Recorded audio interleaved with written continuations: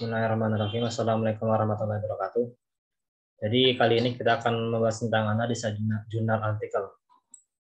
Sebelumnya, perkenalkan nama saya Heru Kurniawandi, NIM 6420173. Untuk artikelnya yaitu peranan pengembangan manajemen kinerja sumber daya manusia dalam peningkatan mutu pelayanan jasa. Penulisnya Agus Prabowo dari penelitian artikel. Tujuan penelitian untuk memperbaiki kinerja terutama PNS yang masih diharapkan yang berbelit, kurang lancar, dan lambat, dan syarat dengan peluang penyimpangan dan kecurangan. Untuk metode penelitiannya yaitu menggunakan metode Sherwood. Lalu pengertian kinerja. Istilah kinerja berasal dari bahasa Inggris performance. Kinerja diartikan sebagai apa yang dihasilkan oleh seseorang pejabat, pegawai, atau sebuah organisasi dalam pekerjaannya sebagai kontribusi bagi kinerja satuan kerja dan organisasi secara keseluruhan. Pedoman umum penyelenggaraan pelayanan publik.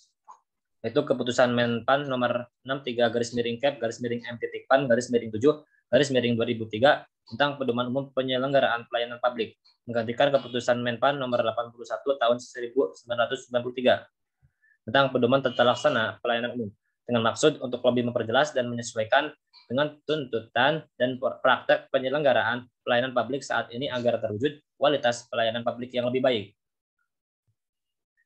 Lalu ada prinsip-prinsip dasar pengembangan kinerja. Yang pertama, pendayagunaan SDM harus dilakukan secara efektif dan efisien. Ini berarti bahwa jumlah personil yang dibutuhkan harus benar-benar dihitung berbasiskan analisis beban kerja.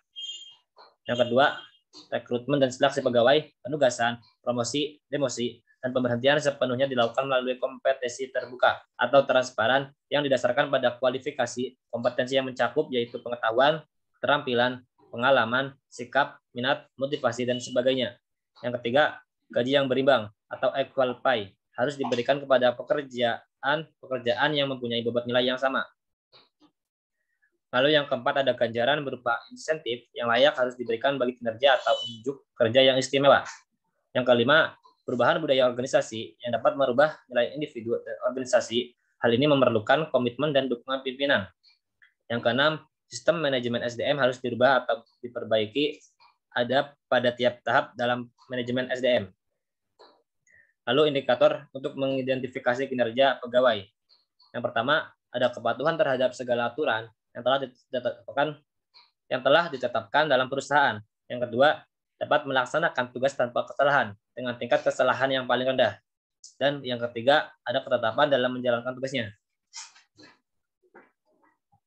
Lalu kesimpulannya yaitu yang pertama, pengembangan manajemen kinerja merupakan upaya manajemen untuk mengatasi atau mencegah timbulnya ketidakpuasan masyarakat atau customer terhadap pelayanan yang dilakukan aparat pelaksana. Yang kedua, pengembangan manajemen kinerja merupakan sistem manajemen yang berusaha memperbaiki kinerja individu atau organisasi sehingga mampu merespons tuntutan masyarakat dan mampu memberikan kontribusi yang lebih besar terhadap masyarakat.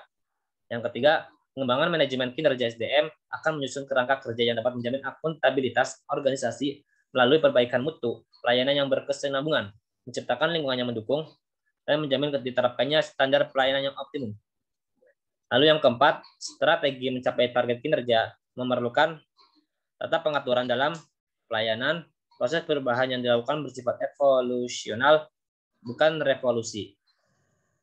Mengembangkan kinerja tim dan kepemimpinan, mengembangkan prinsip kerja sama dan kemitraan. Kemajuan dipantau secara rutin melalui indikator-indikator yang jelas. Optimalisasi pemanfaatan sumber daya yang tersedia dan menjamin diterapkannya aturan dasar perbaikan sistem pelayanan.